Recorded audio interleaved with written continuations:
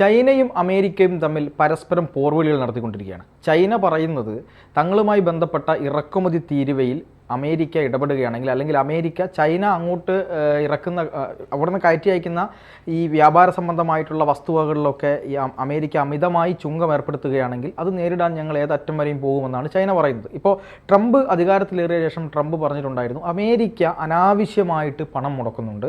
മറ്റൊരുപാട് രാജ്യങ്ങൾ, ഇന്ത്യയും ചൈനയും ഉൾപ്പെടെയുള്ള രാജ്യങ്ങൾ ഈ ഇറക്കുമതി തീരുവ വളരെയധികം വർദ്ധിപ്പിച്ചിട്ടുണ്ട്, പ്രത്യേകിച്ച് അമേരിക്കയിൽ നിന്ന് മറ്റു രാജ്യങ്ങളിലേക്ക് ഇറക്കുമതി ചെയ്യുന്നത്. ഇപ്പോൾ അതിന് നേരെ തിരിച്ച് ചെയ്യാൻ പോവുകയാണ്, പകരച്ചുങ്കം ഏർപ്പെടുത്തും. ഒരു പരസ്പര ധാരണയില്ലാത്ത പോക്കാണ് ഇത് എന്നാണ് ട്രംപ് പറഞ്ഞുകൊണ്ടിരിക്കുന്നത്. അപ്പോൾ അതുമായി ബന്ധപ്പെട്ടാണ് ഇപ്പോൾ ചൈനയും അമേരിക്കയും തമ്മിൽ വളരെ രൂക്ഷമായിട്ടുള്ള ഒരു വാക്പോരും ഒരു ആഭ്യന്തരമല്ല ഒരു അന്തർദേശീയമായ പ്രശ്നം ഉയർന്നു വന്നിട്ടുള്ളത്. ഇപ്പോൾ ചൈന പറയുന്നത് ഇതൊരു യുദ്ധത്തിലേക്ക്, അതായത് വ്യാപാര യുദ്ധമെങ്കിൽ അത്, ഇനി അതല്ല ഈ താരിഫ് യുദ്ധമാണെങ്കിൽ അത്, യഥാർത്ഥ യുദ്ധമാണെങ്കിൽ അതിനും ഞങ്ങൾ തയ്യാറെന്നാണ് പറയുന്നത്. ഇപ്പോൾ ട്രംപ് അതിന് ശക്തമായി തിരിച്ചടിച്ചിട്ടുണ്ട്. ട്രംപ് പറയുകയാണെങ്കിൽ ഏതറ്റം വരെ പോകുമെന്ന് നമുക്ക് നോക്കാം, ഏതറ്റം വരെയും അമേരിക്കയും പോകുമെന്ന് ട്രംപും പറഞ്ഞിട്ടുണ്ട്. ഇപ്പം ഇങ്ങനെ പോവുകയാണെങ്കിൽ ലോകത്തിൻ്റെ ഒരു രാഷ്ട്രീയം, ലോകത്തിൻ്റെ ഒരു സാമ്പത്തിക അവസ്ഥ, ഇതൊക്കെ വളരെ പരിതാപകരമായില്ലേ? വളരെ ഗുരുതരമായിട്ടുള്ളൊരു പ്രതിസന്ധി ലോകം അഭിമുഖീകരിക്കാൻ പോകുന്നു എന്നാണ് ട്രംപ് നമ്മളോട് ചെണ്ടകൊട്ടി അറിയിച്ചിരിക്കുന്നതെന്നാണ് ഞാൻ മനസ്സിലായത്. അത് അദ്ദേഹം അധികാരത്തിൽ കയറിയ അന്ന് തന്നെ ആരംഭിച്ച ഒരു പ്രക്രിയയാണ്. കാരണം അതിൻ്റെ ഏറ്റവും നല്ല ഉദാഹരണം എന്ന് പറയുന്നത് ട്രംപ് പറഞ്ഞ എന്താണ്, കാനഡയെ അമേരിക്കയുടെ 51ാം സംസ്ഥാനമാക്കി മാറ്റുമെന്നോ, പനാമ പിടിച്ചെടുക്കുമെന്നോ, മെക്സിക്കോ ഉൾക്കടൽ എന്ന് പറഞ്ഞാൽ ഇനി അമേരിക്കൻ ഉൾക്കടൽ എന്ന പേരിൽ അറിയപ്പെടും എന്ന് ആണ് അദ്ദേഹം പ്രഖ്യാപിച്ചത്. അത് കഴിഞ്ഞ് ഒരുപാട് അത്തരത്തിലുള്ള സംഭവങ്ങൾ അദ്ദേഹം മുന്നോട്ട് വെക്കുന്നുണ്ട്. അതിൻ്റെ ഭാഗമായിട്ടാണ് ഈ താരിഫ് യുദ്ധം ആരംഭിച്ചത്. അതായത് അമേരിക്കയിലേക്ക് ഇറക്കുമതി ചെയ്യുന്നതായിട്ടുള്ള ഉൽപ്പന്നങ്ങൾക്കെല്ലാം 10, 15, 25, 50% വരെ ടാക്സ് ഉയർത്തും എന്ന് പറയുന്ന ഒരു രീതിയിലേക്ക് വരികയും ടാക്സ് ഉയർത്തുകയും ചെയ്തു പലരും. ഇന്ത്യ തൽക്കാലം ഇന്ത്യക്കെതിരെ അങ്ങനെയുള്ള സമീപനം അദ്ദേഹം എടുക്കും എന്ന് പ്രഖ്യാപിച്ചിട്ടുണ്ട്. പക്ഷേ കുറച്ച് ദിവസം ഒരു ചർച്ചക്കൊക്കെ വെച്ചിരിക്കുന്നതെന്ന് മാത്രമാണ്.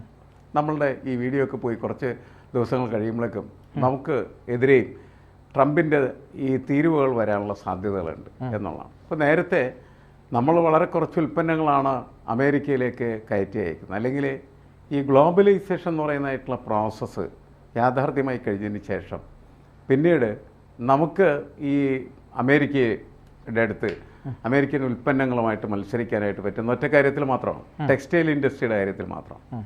അങ്ങനെ നമ്മൾ ഒരുപാട് ഉൽപ്പന്നങ്ങൾ ടെക്സ്റ്റൈൽ ഇൻഡസ്ട്രിയിൽ നിന്ന് കയറ്റി അയക്കുന്നുണ്ട്. അവിടെയും നമ്മുടെ കയറ്റി അയക്കൽ വളരെ കൂടിയെന്ന് തോന്നിയ സമയത്ത് അവർ ടാക്സ് അതിന് ഉയർത്തിയിരുന്നു നേരത്തെ.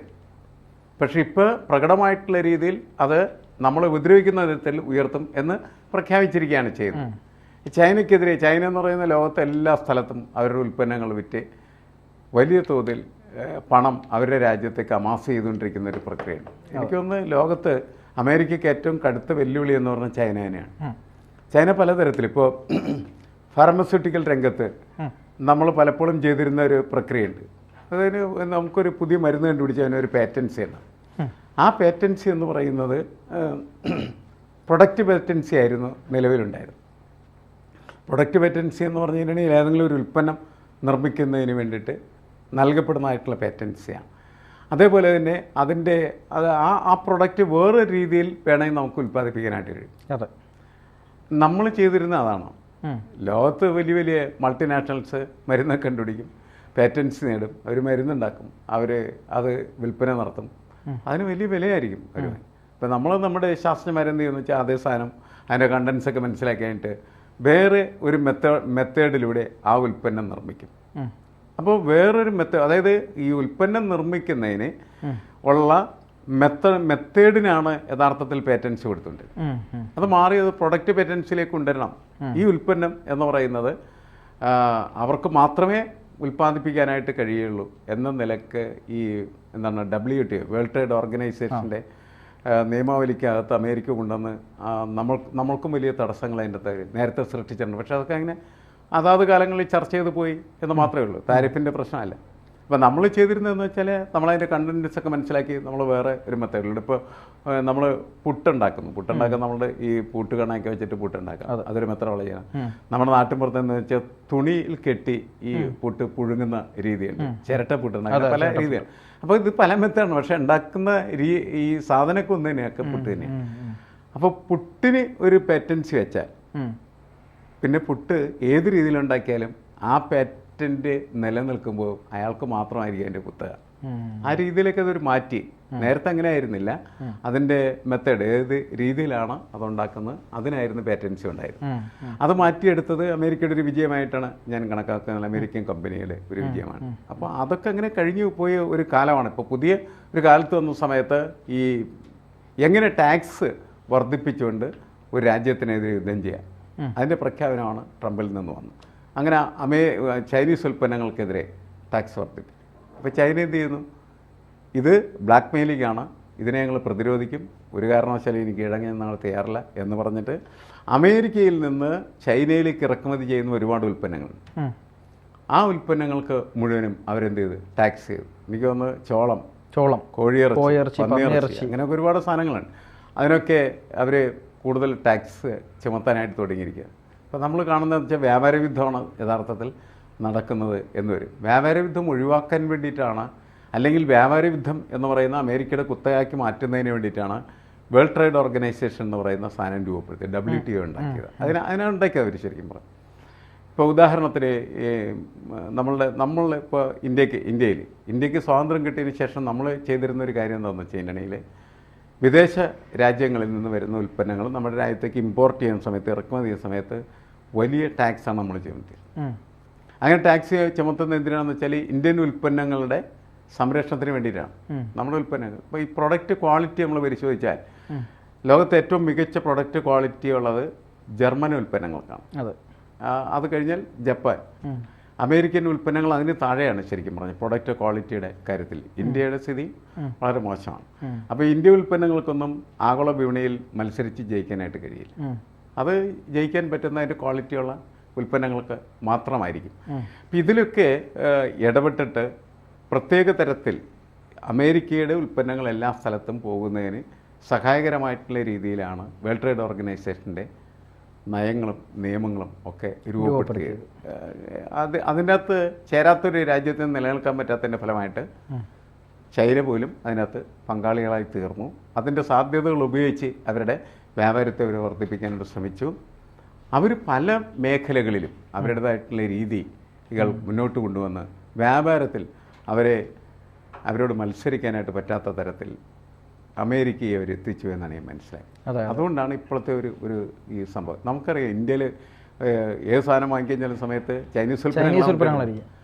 നമ്മൾ എന്ത് വാങ്ങിക്കഴിഞ്ഞാൽ ചൈനീസ് ഉൽപ്പന്നങ്ങളാണ് നമുക്ക് ഏറ്റവും വിലക്കുറവിന് ലഭ്യമാണ്, ഏറ്റവും ചീപ്പ് റേറ്റിന് കിട്ടുന്നത്. ഇങ്ങനെ വരുന്ന സമയത്ത് ആളുകൾ വിപണി എന്ന് പറയുന്നത് തീരുമാനിക്കുന്നത് ശരിക്കും പറഞ്ഞു കഴിഞ്ഞിട്ടുണ്ടെങ്കിൽ വിപണിയുടെ നിയമങ്ങൾക്കനുസരിച്ച്. ആ വിപണിയുടെ നിയമങ്ങളിൽ ഒന്ന് ഈ ഡിമാൻഡ് സപ്ലൈ ആണ്. ഡിമാൻഡ് ആൻഡ് സപ്ലൈ എന്ന് പറയുന്നതായിട്ടുള്ള പ്രവൃത്തി, അല്ലെങ്കിൽ അതിൻ്റെ ആ തന്ത്രങ്ങൾ, അത് പ്രവർത്തിച്ചിട്ടാണ് വിപണിയുടെ എല്ലാ കാര്യങ്ങളും നിർവഹിക്കപ്പെടുന്നത്. അപ്പോൾ പലപ്പോഴും നമ്മൾ പറയാറുണ്ട്, ഇന്ത്യ പോലുള്ള രാജ്യങ്ങളെന്ന് പറയുന്നത് ഈ ഡിമാൻഡ് ആൻഡ് സപ്ലൈ എന്ന് പറയുന്നതായിട്ടുള്ള പ്രക്രിയക്ക് ജനങ്ങളെ വലിച്ചെറിഞ്ഞു കൊടുക്കാനായിട്ട് പാടില്ല. അവർക്ക് അതിൽ വളരെ സാധാരണക്കാരും ദരിദ്രമായിട്ടുള്ള മനുഷ്യരെ സംരക്ഷിക്കുന്നതിന് ആവശ്യമായിട്ടുള്ള ചില സംവിധാനങ്ങളുടെ അതിൻ്റെ ഭാഗമായിട്ടുണ്ടാകണം എന്ന് പറഞ്ഞിട്ടാണ് നമ്മൾ സാധാരണ രീതിയിൽ നമ്മളുടെ പോളിസികളെല്ലാം രൂപപ്പെടുത്തിയെടുക്കുന്നത്. അല്ലെങ്കിൽ ദരിദ്ര രാജ്യങ്ങളെ സംബന്ധിച്ചിടത്തോളം നമ്മളുടെ പ്രശ്നമായി തീരും. അത് പക്ഷേ അമേരിക്കയെ പോലെയുള്ള രാജ്യങ്ങൾക്കത് പ്രശ്നമല്ല എന്നുള്ളതാണ്. അവരങ്ങനെ മുന്നോട്ട് പോയിക്കൊണ്ടിരിക്കുകയാണ്. ആ തത്വത്തെ തന്നെ ഹൈജാക്ക് ചെയ്തിട്ടാണ് ചൈന എന്ത് ചെയ്യുന്നത്, അവൻ്റെ വിപണിയെ കയറി അടിച്ച് അവനെ ശരിപ്പെടുത്തിക്കൊണ്ടിരിക്കുന്നത്. ഇതൊക്കെ മനസ്സിലാക്കിയിട്ടാണ് ട്രംപ് യഥാർത്ഥത്തിൽ എന്ത് ചെയ്യുന്നത്, പുതിയ യുദ്ധം തുറന്നിരിക്കുന്നത്. ഈ പുതിയ യുദ്ധം എന്ന് പറയുന്നത് നമ്മളെ ഭയപ്പെടുത്തുന്നതാണ്. കാരണം അവർ പറയുന്നത് വ്യാപാര യുദ്ധത്തിനാണ് ഞങ്ങൾ അങ്ങനെ, ശാരീരിക യുദ്ധത്തിനാണ് ഞങ്ങൾ അങ്ങനെ, ആയുധ യുദ്ധത്തിനാണ് ഞങ്ങൾ എങ്ങനെ. ഇവരെല്ലാവരും കൂടെ യുദ്ധം തുടങ്ങിയാൽ മനുഷ്യരെയൊക്കെ ചത്തുപോകും.